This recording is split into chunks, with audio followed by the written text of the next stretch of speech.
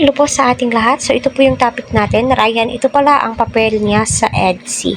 Kaya, laging nakabuntot kay Beyonce. So, maraming galit. Maraming galit po ngayon kay Ryan. Kasi, nakakahalata na daw ho sila. Especially daw po sa mga kilos ni Beyonce. So, ano nga ba yung kilos ni Beyonce? Para sa akin, wala naman pong nagbago po. So, correct me if I'm wrong na lamang po at mag-comment na lamang po kayo dyan sa comment section. Sino yung kinilig kagabi sa mga upload ni Kalinga Prab dito sa Etsy? So, grabe po, no? Lumevel up na po ang Etsy. Yes, 100% si Ryan ay may papel sa Etsy. So alam nyo kung bakit. Yan po yung pag-uusapan po natin. Kaya patuloy po natin suportahan si Kalinga Prab, Kuya Bal at ang buong team. Huwag po natin skip ang kanilang mga ads syempre. Para sa ganon ay marami pa pong kababayan po natin ang kanilang malingap and syempre matulungan.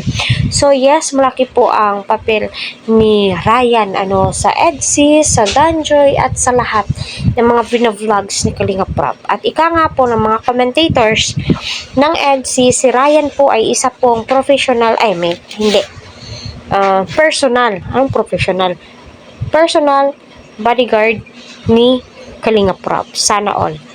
So alam naman po natin, hirap din po sila Ryan noon at na-vlog po siya yun kay Rachel at kay Trixie dati, di ba? So sa mga dating fans diyan, kilala nyo kung sino itong si Ryan. Napakabait din po nito. At siya din po palaging kasama ni Kalingap Dan tuwing pumupunta doon kay Joy. Siya din po ang cameraman, di ba? So sa Etsy naman po, yes, malaking party po itong si Ryan kasi isa din po siya sa mga cameraman ni Kalinga Prab. Sila Kalingap JJ, sino pa yung cameraman? Si Kuya David, yan na sila, parang tuka-tuka yan po silang nagka-cameraman. Pero ang pagkakaalam ko si Ryan, Kuya David, at saka marami yan sila Minsan si Dan, cameraman din po ni Kalinga Prab sa Etsy. So, nakadepende po yan. Kaya, syempre, kung nasaan si Kalinga Prab, syempre, andoon din po si Ryan kasi cameraman din po siya. Kung natatandaan nyo si Edo ang nag-cameraman sa Australianong Kambal, yung bagong upload, di ba? So, nagtulong-tulong po yan sila, toka-toka po yan sila sa mga duties nila sa Kalingap.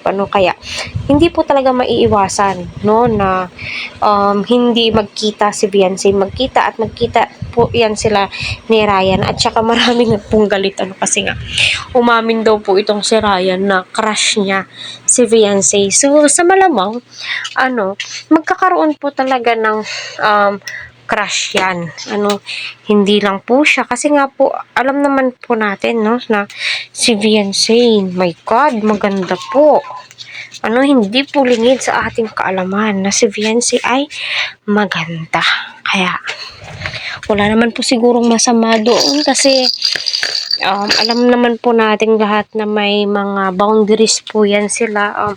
Syempre, may ipinagbabawal din po itong si Kalinga Prab sa mga cameraman po nila. So, bagay, bawal po yan sila manghimasok or pasukin ang mga beneficiary. Na mag-love team, di po ba? Mag-love team sa iba. Example, si Ryan, umamin siya na may crush siya kay Beyonce. Bawal po siyang manligaw. Bawal po yan, magagalit si Rab. Di po ba? Kaya, nothing to worry. Kaya, go lang ng go, Etsy. Dito lang kami, di ba?